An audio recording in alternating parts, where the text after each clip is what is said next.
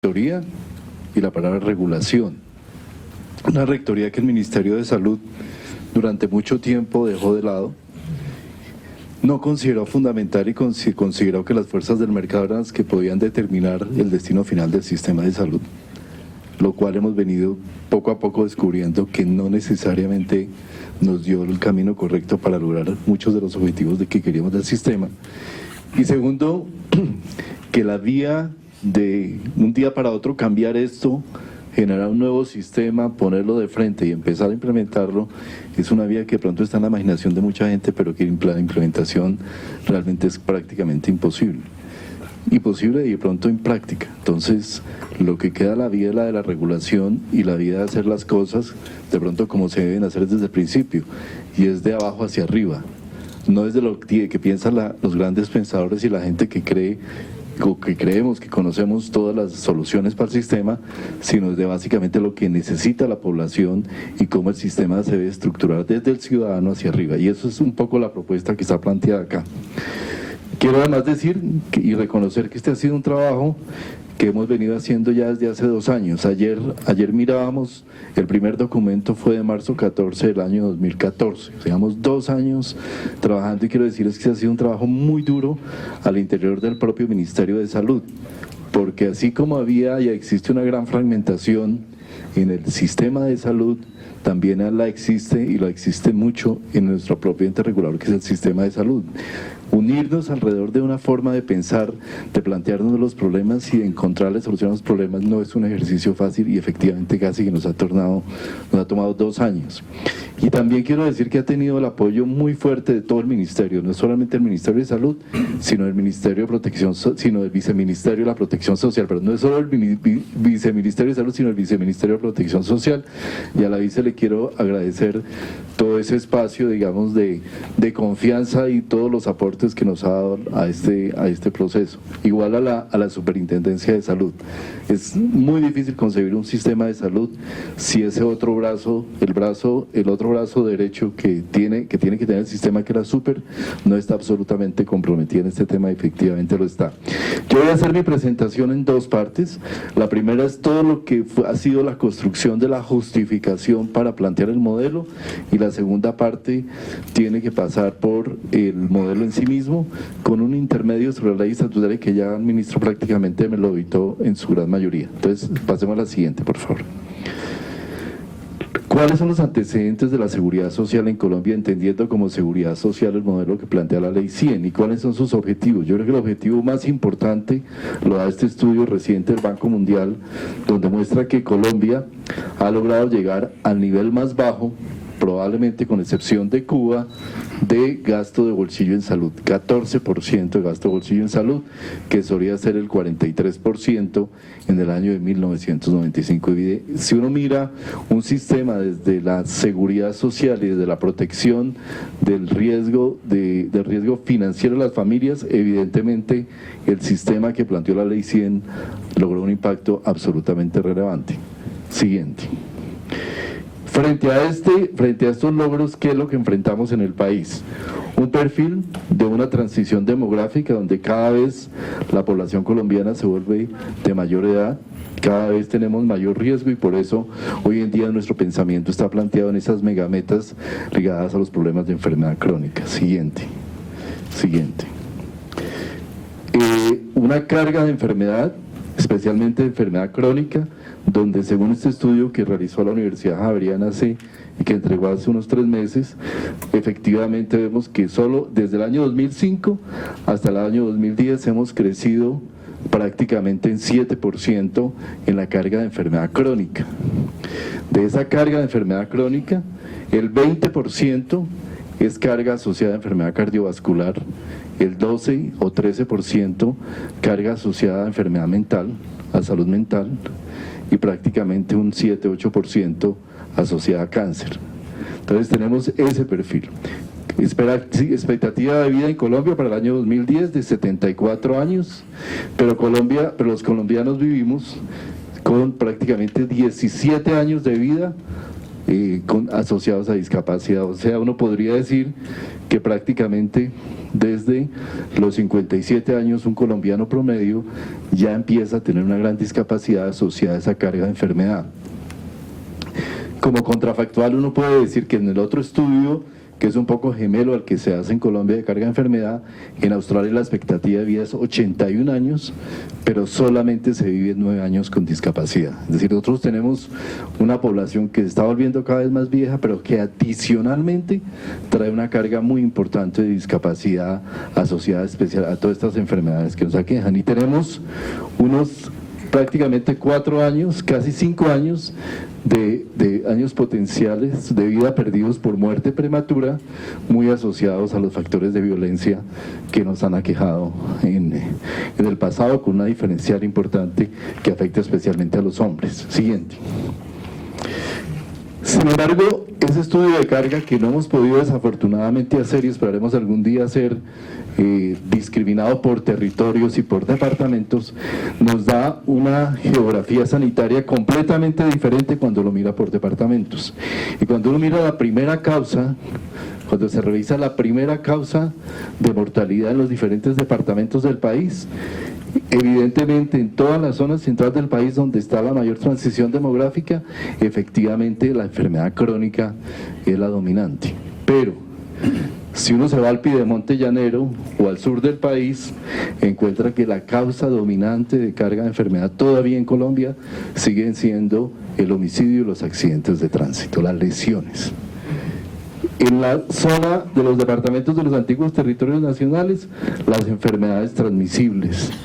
Y en ese andén pacífico colombiano y en el norte del Caribe, todavía la desnutrición y las enfermedades perinatales son las causas dominantes. Entonces, esto nos da una geografía que nos indica claramente que pensar en un modelo de atención único para todo el país no tiene sentido, y que definitivamente, si hablamos los problemas residuales de desnutrición, de enfermedades tropicales, tenemos que hacer que nuestro sistema se module y adapte a las condiciones diferenciales de los territorios, y eso no lo tenemos.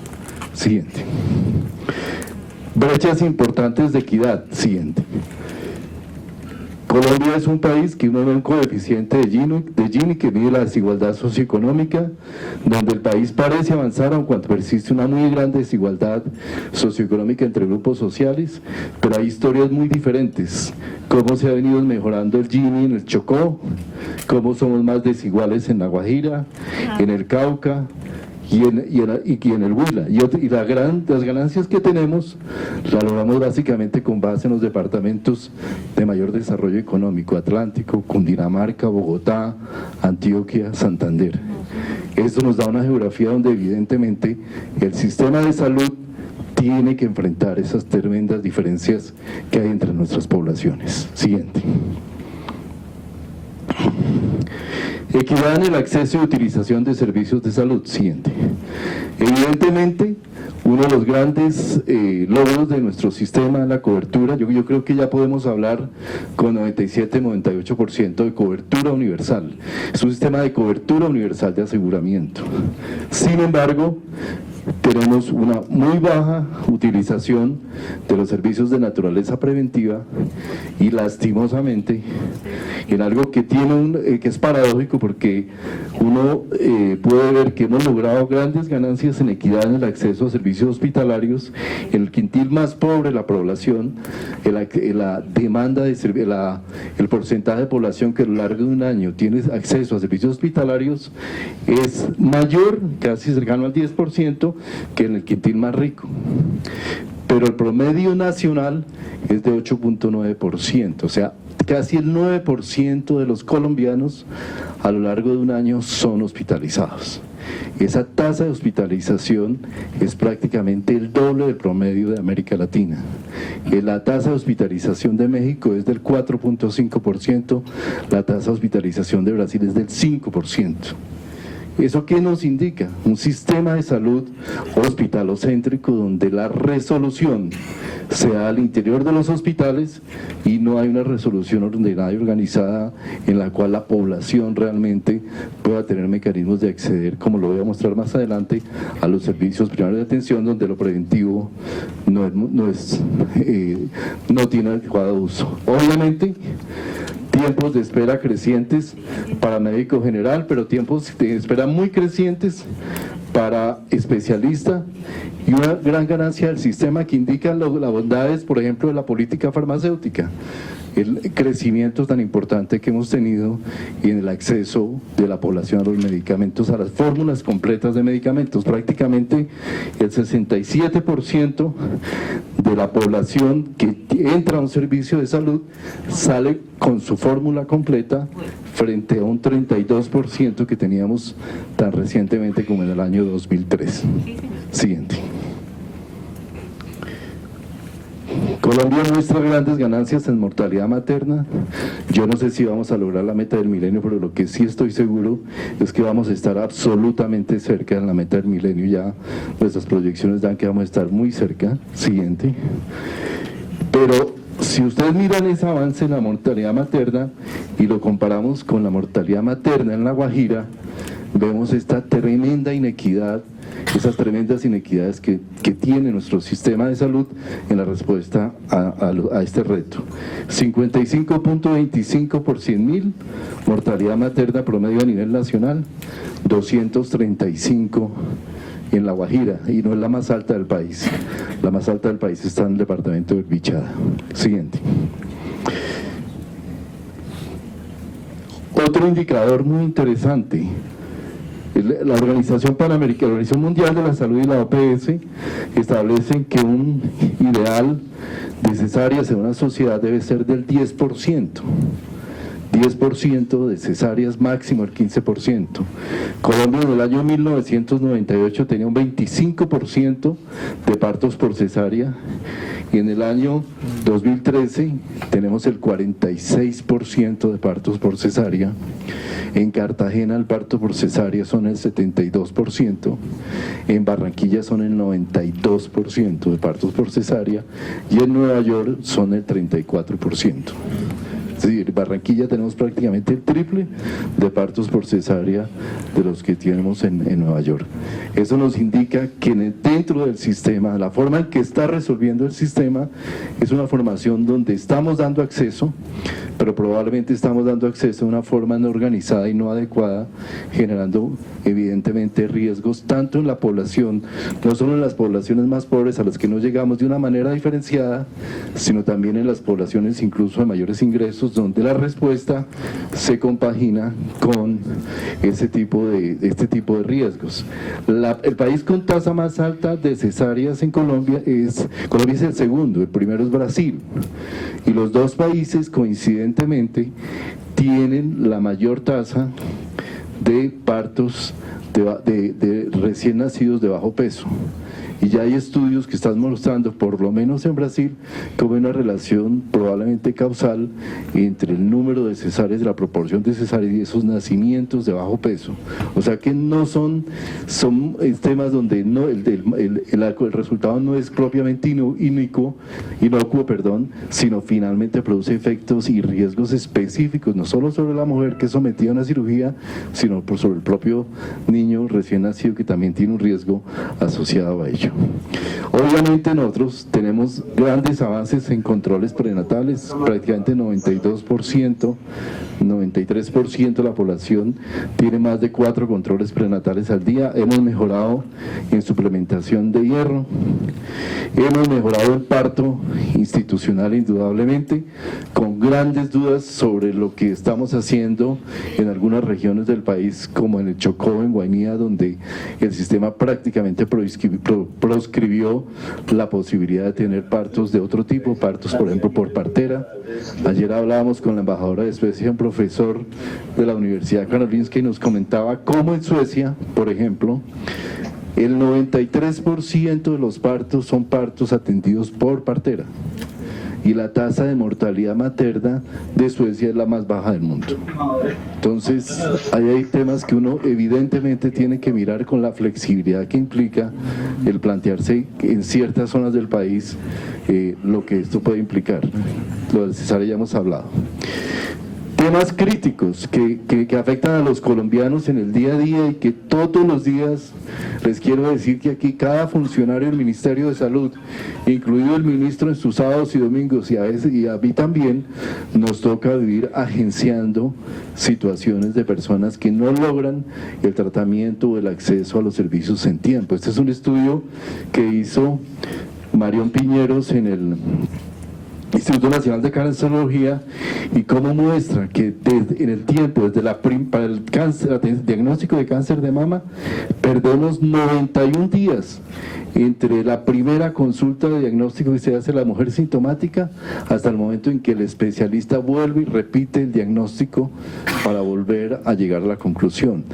Es cada vez más creciente la evidencia de cómo en el sistema repetimos exámenes, los exámenes no se creen los exámenes que hacen otros niveles de atención, las otras instituciones, y vivimos en un proceso continuo de reciclaje y reciclaje de exámenes con unos costos que nadie conoce, que nadie tiene evidencia sobre cuánto afecta esto las finanzas y la propia sostenibilidad de nuestro sistema de salud.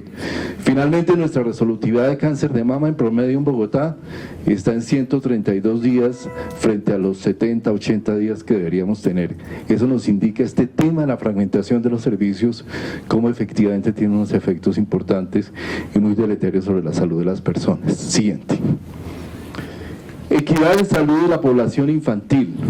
Mejoría muy evidente en la tasa de mortalidad infantil. Aquí sí, claramente vamos a lograr la meta del milenio. Siguiente. También en la mortalidad por enfermedad diarreica aguda, que yo creo que es una de las grandes ganancias de la salud pública en Colombia. Es decir, la mortalidad por enfermedad diarreica aguda se ha reducido a unos niveles prácticamente cercanos a cero, cuando muchos estudiamos medicina hace unos tantos años, ese era un problema evidentemente muy importante. Siguiente. Sin embargo, la muerte por desnutrición aguda en La Guajira sigue siendo prácticamente 5 o 6 veces la tasa de mortalidad en el resto del país. Siguiente.